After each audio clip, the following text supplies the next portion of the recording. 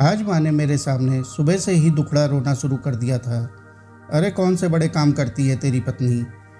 यह काम तो हम लोग रोज करते आ रहे हैं। चूल्हा चौका झाड़ू पोछा 4 काम करने में ही पूरा दिन निकाल देती है। ऊपर से उसका ये दुखता है वो दुखता है। यह नाटक भी चलते जैसे हमने कभी कोई काम नहीं किए हैं। और पत्नी को कहने गया तो वह सीधे मुंह बात भी नहीं कर रही थी, बस चुपचाप सुने जा रही थी। ऐसे में माँ की बात मुझे सही लगी। सही तो है, माँ भी तो कितना काम करती थी पहले, लेकिन यह हमारी भार्या का तो अलग ही नाटक है। लेकिन मैं भी क्या करता, दोनों के बीच पिसना तो मुझे ही था, इसलिए पत्नी से बात करने उसके पीछे चला गया। मैंने भी गुस्से में कह दिया, अरे क्या ही काम करना पड़ता है। मुझे देखो, सुबह से उठता हूँ, घर के बाहर रहता हूँ, पूरा दिन काम करता हूँ, तब जाकर शाम को आराम करना चाहता हूँ तो तुम्हारी किचकिच चल रही होती। लेकिन पत्नी कहाँ मानने वाली थी। अभी उसके सामने माँ भी तो नहीं थी कि बोलते समय कोई लिहाज करना पड़े, तो मुझे बोल पड़ी, ठीक है पतिदेव जी, एक दिन आप मेरी ज़िंदगी जीना पसंद करोगे? तो मैंने भी कह दिया, ठीक है कर दूंगा। उस दिन तुम कुछ भी काम मत करना, बस बैठी रहना, या जो दिन भर यहाँ वहाँ अड़ोसी पड़ोसियों के घर चली जाती हो, बचे कुछ टाइम में अपने मायके वालों से फ़ोन पर बात करने में लगा देती हो। पूरा दिन टाइम पास नहीं करोगी तो 2 घंटे में काम निपट जाएगा। पत्नी एक बार मुस्कुराई और कहा, नहीं नहीं पतिदेव जी, आपको पूरा दिन घर का काम नहीं करना है, बस आपको मेरे हिस्से के 3 ही काम करने हैं। बस 3 काम? बताओ भला कौन से हैं? मैंने भी पूछ लिया। तो पत्नी बोली, पहला काम मैं कपड़े धोऊंगी, आपको बस उन्हें सुखाना है। दूसरा काम मैं सारे बर्तन साफ करूंगी, आपको उन्हें जमाना है। और तीसरा काम मैं सारे घर में झाड़ू पोछा करूंगी, बस आपको कचरा उठाना है। मैंने एक शरारती मुस्कान के साथ कहा, तुम भी ना अच्छा खासा मौका दे रहा था आराम करने का, हाथ से गवा रही हो। चलो ठीक है, कल सुबह तैयार रहूँगा। सुबह हो गई, सबका चाय पानी नाश्ता हुआ। उसके बाद पत्नी ने सारे बर्तन धोकर टोकरे में रख दिए, तो मैं वो बर्तन जमाने के लिए आगे बढ़ा। उतने में पत्नी बोली, अरे अरे पतिदेव जी, बर्तन के ऊपर का पानी निथरने दीजिए। इसके बाद या जो चीनी के कप हैं उनको वहाँ सामने रखना है, और हाँ, पहले कपड़े से पोंछ लेना, फिर यह जो प्लेटें हैं उनको सिंक के नीचे वाले हिस्से में रखना है। इनको भी अलग अलग रखना, एक के साथ एक रहेंगी तो इनके अंदर पसीना जम जाएगा। और यह चाय की केतली, इसे धूप में रखना, जो खिड़की से आती है वहीं पर रख दीजिएगा क्योंकि स्मेल चली जाए। और यह मान जी की दवाई का गिलास उनके कमरे में रखना, अच्छे से सुखा करके रखना। मैंने उसकी बात सुनी और ठीक वैसे ही बर्तन जमाने लग गया। बर्तन जमाते जमाते 15 मिनट निकल गए, पता ही नहीं चला। क्या करता, चीनी की प्लेटें थी, हल्के हाथ से साफ करनी पड़ी, टूट जाती तो। डर था, रोज माँ मेरी पत्नी को सुनाती है, कहीं आज मुझे सुनना ना पड़े। फिर पत्नी ने झाड़ू निकाली और कचरा वहीं रहने दिया। मैं कचरा उठाने निकल गया तो उसने बताया, पतिदेव जी, कचरे को अलग अलग करके डालना, गीला कचरा अलग, सूखा कचरा। और किचन में जो अभी सब्जी साफ की थी उसमें जो हरी घास और कुछ डंठल वगैरह है वह नीचे गाय माता आएंगी उनको खिला देना। साथ में रात की रोटी भी रखी है, वह भी ले जाना। मैं भी एक हाथ में गीला कचरा, एक हाथ में सूखा कचरा और किचन का कचरा सब लेकर आंगन में दाखिल हुआ। कॉलोनी में पहले से ही गाय माता अपने दर्शन दे रही थी, तो मैं उनके पास गया, उनको रोटी खिलाने लगा। तो माता जी ने थोड़ा बहुत खाया, थोड़ा बहुत कचरा फैला दिया, फिर वापस से झाड़ू लेकर उसे साफ करने लग गया। कचरे की गाड़ी की आवाज़ तो आ रही थी, लेकिन गाड़ी अभी तक आई नहीं। शायद जगह जगह पर रुकते हुए आती है, इसलिए समय लग रहा था। तो उसका इंतज़ार करते बाहर खड़ा हो गया। अकेले अकेले इंतज़ार करने में बोरियत होने लगी, तो अपना मोबाइल निकाल के बातचीत करना शुरू कर दिया। 5 से 10 मिनट के बाद गाड़ी आ गई, तो उसमें कचरा डाल के फिर से घर में दाखिल हो गया। निकल गए 15 से 20 मिनट। थोड़ी देर बैठ गया, पत्नी को देखा तो मैडम सारे कमरों से कपड़े इकट्ठा कर रही थी धोने के लिए।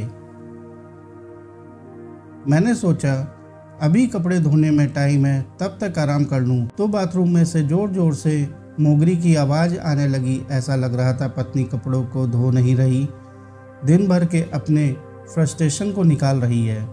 इसलिए मैं तमतमाते हुए बाथरूम के पास गया और उसे बोलने ही वाला था कि गुस्सा निकालना ही है तो मुझ पर निकालो, कपड़ों पर नहीं। तब देखा कि वह मेरी ही जीन्स को रगड़ रही थी, जिसके ऊपर मैंने कल सब्जी गिरा रखी थी। मैं अपनी बात मुंह में दबाए बाहर निकल आया। थोड़ी देर बाद 2 बाल्टी कपड़े मेरे सामने रखते हुए बोली, इन्हें सुखा कर आइए, और हाँ, इनमें यह जो साड़ी है इसका रंग जाता है, इसलिए इसे छांव में सुखाना, और यह जो शर्ट और पैंट है इनको उल्टा करके सुखा दो ताकि इनका भी रंग ना जाए और धूप भी लग जाए। सारे कपड़ों को क्लिप लगा देना और अलग अलग दूर दूर सुखाना ताकि ठीक से अच्छे से सूख जाएं। पता नहीं बारिश कब आ जाए और इन्हें उठाना पड़े। मैंने उसकी इंस्ट्रक्शन सुनते हुए बस हाँ में गर्दन हिलाई और ऊपर छत की ओर चला गया। छत पर जाते ही एक एक कपड़ा अलग अलग करके सुखाने लग गया। पैंट को उल्टा करके डाला, शर्ट की बटन लगाए, रस्सी पर लगे कपड़े सुखाते हुए देखा कि कॉलर और पैंट के ऊपर के दाग निकल चुके थे। मन ही मन खुद को पत्नी की तारीफ करने से रोक नहीं पाया। फिर बच्चों के छोटे छोटे कपड़े, उनको सुखाना तो बड़ी मुश्किल का काम लगा। जैसे ही डालता वैसे ही हवा का झोंका उन्हें उड़ाता था। एक हाथ में कपड़ा पकड़ता, एक हाथ में चिमटी लगाता। जैसे तैसे कपड़े सुखाने में आधा घंटा चला गया तो इतने में पड़ोस की दादी भी उनके छत के ऊपर आ गई। अब इनको प्रणाम नमस्ते करना जरूरी था। अगर नज़रअंदाज करते हुए चला जाता तो न जाने क्या सोचती। कैसा लड़का है, बात तक नहीं करी, इसलिए उनसे बतियाने लग गया। समय तो आगे बढ़ ही रहा था। थोड़ी देर बात करके नीचे की ओर गया तो पत्नी खाना बना चुकी थी। सिंक में बर्तन जमा हो चुके थे, कढ़ाई, तवा, चम्मच, मिक्सी के जार, चकला, बेलन और न जाने कितने सारे। बीच बीच में आने जाने वाले भी चल रहे थे, इसलिए चाय के बर्तन वापस से सिंक में हाजिर हो गए। पत्नी ने वह सारे बर्तन साफ किए और सबको खाना परोसने लग गई। सबने खाना खाया और फिर से सिंक में बर्तन जमा हो गए सबके खाने के। मैं तो पहले के बर्तन जमा ही रहा था, तब तक पत्नी ने दूसरे बर्तन धोकर रख दिया और दया के भाव से मुझसे बोली, अब इन्हें रहने दीजिए, दोपहर बाद जमा दीजिएगा। मैंने देखा इतनी देर में सुबह से वह एक बार भी बैठी नहीं, ना ही उसने अपने फ़ोन को हाथ लगाया। तो मैंने इतराते हुए कहा, क्या बात है, आज तुमने एक बार भी फ़ोन नहीं उठाया? तो वह हल्की सी मुस्कुराहट के साथ बोली, आपको ही तो फ़ोन लगाती हूँ, आज आप घर पर ही हैं तो क्या लगाऊं? इस पर मैंने कहा, क्यों, मैके में किसी को नहीं लगाती? माँ तो कहती है कि दिन भर मोबाइल पर लगी रहती है। मेरी तरह मैके की औरतें भी काम में बिजी रहती हैं, त्योहार पर छुट्टियों के दिन बातचीत कर लेते हैं। माँ ने ऐसा बोला तो ठीक ही बोला। बच्चों की ट्यूशन वाली, गैस कनेक्शन वाला, डिस्क वाला, कोरियर वाले, आधे से ज़्यादा काम तो आजकल मोबाइल पर ही होते हैं। वह निर्विकार भाव से बोली। फिर बच्चे स्कूल से आ गए तो उसने वापस से गैस जलाई, बच्चों को उनके पसंद का खाना खिलाया। बच्चों के टिफ़िन वापस सिंक में हाजिरी देने आ गए। फिर से उनके खाने की प्लेटें जमा हो गईं। पत्नी ने उन्हें भी धोया और एक साइड रख दिया और झाड़ू निकालने लग गई, ताकि यह सुबह से ही दूसरी बार के झाड़ू से कचरा तो हो ही चुका था।